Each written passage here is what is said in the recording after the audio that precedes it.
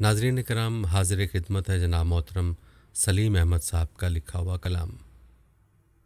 زندگی موت کے پہلو میں بھلی لگتی ہے، گھاس اس قبر پہ کچھ اور ہری لگتی ہے۔ روز کاغذ پہ بناتا ہوں میں قدموں کے نقوش، کوئی چلتا نہیں اور ہم سفری لگتی ہے۔ آنکھ مانوس تماشا نہیں ہونے پاتی، کیسی صورت ہے کہ ہر روز نئی لگتی ہے۔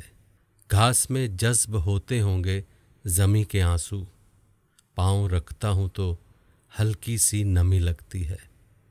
سچ تو کہہ دوں مگر اس دور کے انسانوں کو بات جو دل سے نکلتی ہے بری لگتی ہے۔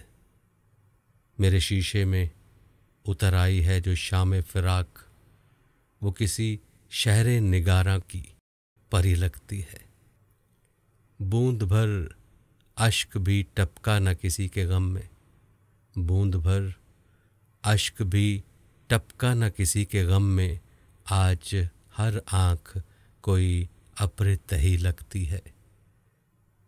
شور طفلاں بھی نہیں ہے نہ رکیبوں کا ہجوم، شور طفلاں بھی نہیں ہے نہ رکیبوں کا ہجوم، لوٹ آؤ یہ کوئی اور گلی لگتی ہے۔